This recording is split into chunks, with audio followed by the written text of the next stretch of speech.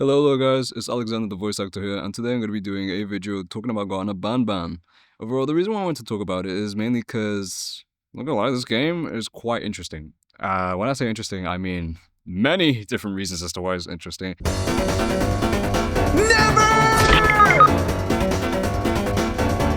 what the hell? And there's different sides of it being very interesting. So just like the design of it overall, I feel like that's where it really throws me off a little bit. And there was a lot of complaints such as the design having too many polygons and then all that other different stuff. But overall, let's focus on the main thing. What's so interesting about it? Now, overall, I think what is really interesting about this said game or series is mainly the fact that the lore itself is there. There is a story there. It's about a mother or maybe a guardian, if I'm correct or whatever, looking for a child that they left at the establishment. God knows how that happened. I can't remember actually how that happened, but I just remember it being, okay, they're looking for a kid that's in the establishment. Maybe it's their kid, most definitely their kid, but they have to go through a lot of resilience to sort of go down to the darker depths to find this child. And this child is evidently alive. You find notes of the said child sort of writing about his journey in the establishment alone. Pretty sure after this event, which is like the hour of joy. Basically the same thing as Poppy Playtime in a way, but very different in the sense that, you know, there is something that we're looking for here, which is the child. And Poppy's Playtime is not really like that. Primarily, you get trapped or tricked into the whole thing. You basically get lopped into your whole establishment, like, journey, I guess. And you fall for that trap.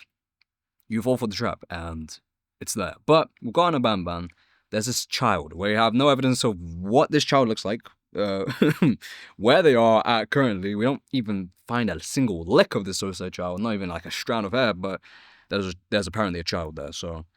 And this parent is having to go through, I don't know, the whole journey of like Dante's Infernus just to get to the goddamn child. Like, generally, if I saw that establishment and said I wanted to get my kid back, I'd probably just kill myself on the spot because like, or just turn around and go. I don't know, man. If you got the instrument to create more, then you might as well censorship. We're not even gonna get down to that. But overall, it's an interesting story because it doesn't just focus on the child and the MC, which is the mother or the guardian, but surprisingly on the other characters that have been affected by the said event. Now, this hour of joy was caused in the sense that like the said species or like these mascots are bioengineered. I think that's the right word. Yeah, bioengineered. And they've been constructed in a way where they've been mixed with this product called Gavanium. So it's, if I'm correct, a human sample with an animal DNA sample mixed in with Gavanium to create this living specimen. Sorry if I just keep turning around. It's just because I'm in university and I don't know whether someone's going to walk in or not, but that's besides the point. Back to what I was elaborating. This obviously causes like a clash because most of the DNA originates from a certain individual, but then that creates a clone within this Gavanium mixture of paste. Or maybe it's also the animal instincts that kick in of the said DNA, animal DNA, mixed in with the Gavanium and stuff like that, which causes stuff like, what is that freakazoid's name? Yes! Nab. Ah, there you go. That freakish f***ing thing, man. Goddamn. I hate Nab.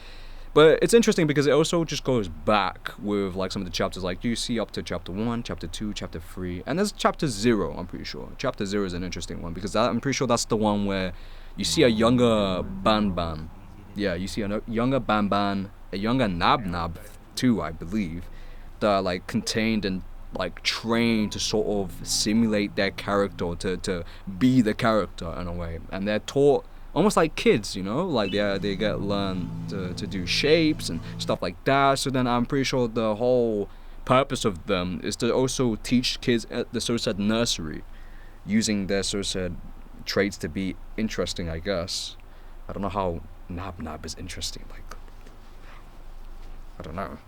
I mean, them teeth are interesting, but I wouldn't want to get close to them. You know what I mean? Like, but that's besides the point. The point is, overall, there is something to it, but there's an outlining but to it. Me being a voice actor, obviously I check out the voices, okay?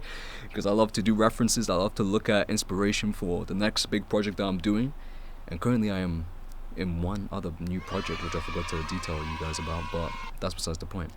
Overall, when I saw the presentation of the Source game, I thought, okay, visual language, yeah, it's simple, you got simple puzzles, very boring and repetitive, but it is to younger audience as well, and, you know, it's a nursery, so maybe the visual language is elaborating to that, but it's not just that. It's simply just not that.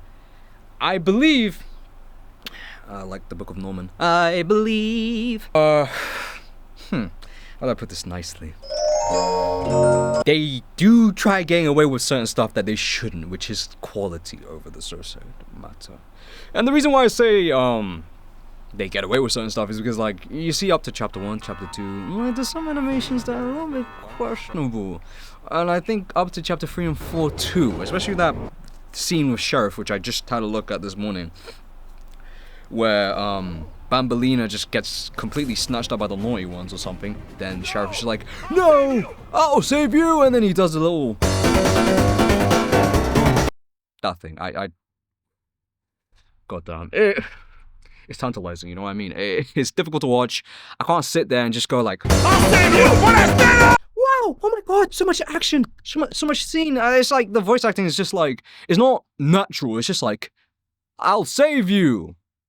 But what the hell? Like, listen, I'm not trying to say that I'm a better voice actor, okay? Like, oh yeah, I am masterclass. I'm not masterclass. I've been studying this stuff for like 3 months already, so no, I am not masterclass. But the point is, overall, there was that sense of quality dropping down, which I was like, some people could argue and say, yeah, it ain't got nothing. The story is nothing. It ain't got quality. I mean, if you look behind the lines, there is a story to be told. There is definitely a story to be told. It wouldn't be there if it wasn't, you know, the case of there actually being a story. There is a story, but the quality for it just kind of undermines it. And, you know, the fact is, the quality too, and the environment of being alone in that game also made it quite scary, because the ambience is quite, how to say it, like, it's empty, it's quiet. And it makes certain scenes like that first scene with that chicken thing. The Opila bird, yeah, oh my god. I'm horrible at remembering names, but the Opila bird. I don't know, to me it was scary, the first go about it, because I remember it just laying down there like it's some sort of robot, not doing a thing, and then obviously putting the little egg thing inside of its mouth. I don't know if that's what we had to do. I mean, that's basically cannibalism, but we're not even gonna get down to that. That's a different discussion, I guess. But you know, once it got to like the little, I don't even know what the hell you call it. I mean, I guess you could call it like a little elevator, X-axis elevator. I don't know what you call it. I honestly don't know what you call it. But overall, I think that bit was like, oh, whoa. This is the first time we've seen something move. I mean, no, not really, but like you do see it at the first bit of the game. You see the Opila bird sort of peek its head and go back to its hiding position. That's something. And then it's like, ooh, scary, because it's darkness. You know, it was in darkness. You see it. That's the first thing you see. Go creep back into its position, whatever. And overall, it's like, okay, there's something there. It's scary. The silence is kind of kicking in, and the little sound effects like, it's traumatizing. It's gonna get stuck in your head. After that first chapter, everything seemed predictable with this sense of like, fear factor. Like with the Opila bird, you can see a little flaw in its design, because when it was on that little escalator thing, that's when it was scary. It's like, okay, you gotta make sure that the drone hits the button before the Opila bird gets into your platform. Yeah, that's terrifying. But you see, when the Opila bird actually gets on your platform, and if you just sit there and wait there, it just sits there and stares at you. It's like, come on, press the button. Press the button. It's like Death from Puss in Boots. It's just like, pick it up. Pick it up. That doesn't make any sense. Like, it's a Opila bird, you know? It's one of the mascots that should be designed to kill you. Scary. I mean, the fear factor just kind of died down once I realized the truth about it. I was just like, what the hell? Anyway, that's what the Opila bird does once she actually gets on your platform. But yeah, she does that. And overall, it then just kind of kills the illusion. There's not really much to fear. And even when the Opila bird is chasing you, it's nothing like terrifying. It's not like dun.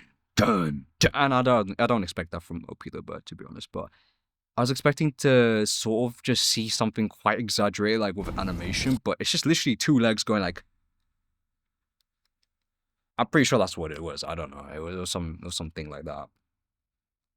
Literally, it was just that, and I don't think it was very satisfying to sort of look at. I just think it was quite a killable motion, which I preferred it not to be like that. I preferred it to be something quite exaggerated, like how you see Joy of Creation. Like Joy of Creation has its ways of going about with it. Now, obviously, now like we can look at the new chapters and say, yeah, the new chapters are promising though. That's the bright side of it. After seeing all of that be developed and watching 8-Bit Ryan go through the whole journey of playing that game, I realized there was like this notion of repetition. I actually got so tired of the game. I stopped just watching 8-Bit Ryan's gameplays of Garten and watched anything else other than Garten until until I played chapter 0. And there was meant to be one with a blue face dude or something like that. But we don't know anything about that. I think that's still in the works, but God knows. It's just obviously the quality of the Suicide games have not been so promising, but to see a new chapter sort of have a different outlook on the series is very interesting, and I generally do wonder how the hell that kid is surviving. Like, what the you can't tell me the new chapter, like the trailer for the new chapter, isn't making you question, you know, is this kid really dead or is he alive? Because, like, ain't no way a kid is surviving all that, you know what I mean? Like, you see darkness, griminess, completely different from the first chapter, by the way, which I would have said is survivable, like, you can survive, but now in this case, there's no case that kid is survived. I think he's 100% dead. He's buried like 6 feet under the establishment. There's no chance. But it's also very interesting, because it's like, yo, you're doing all this for a kid. The moment I would have seen the new Nanny Pig, yo, that's it for me, I'm not gonna lie. Especially with her tweaking, going like, I'm just like, excuse me? That's Nanny Pig. What the Oh. What the that's literally the expression I give. I'd be like, yo, ain't no way my kid is surviving that fat pig. Let's be so for real. That kid is not surviving. That kid is not alive. There's no chance that he's alive. The project itself, or the developers, looked at the critique and said, you know what, yeah, we need to up the game. Poppy's playtime has all this quality. We can too. We can too, type shit, you know? We can too, and that's the beautiful part about it. And I feel like in every project that I'm currently still in, there's that sense of passion where it's like, okay, it's gonna take forever to get things right, especially if it's an indie project. Like, if you're an indie director, it's okay to mess up, you know what I mean? Because you're not always gonna get it right. It's not like you got that qualification to be a masterclass director. And even if you did, you still have to learn, you still have to experience things to tell a story.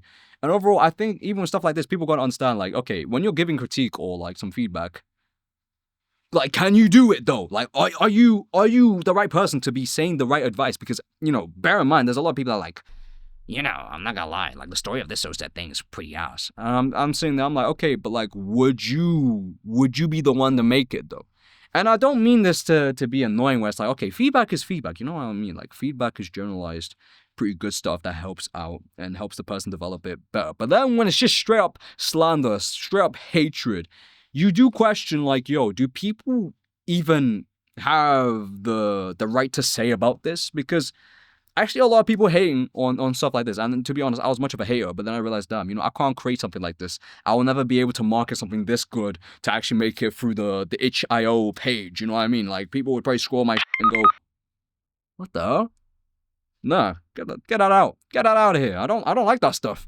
And overall, like, touche, you know, like, if it made it through for a reason. That's the things that we gotta look at. We gotta give a benefit of a doubt. That's what this video is about. Like, it's a benefit of a doubt. Like, despite all the quality that's been reduced throughout the last couple of chapters, I feel like this remake might do it justice.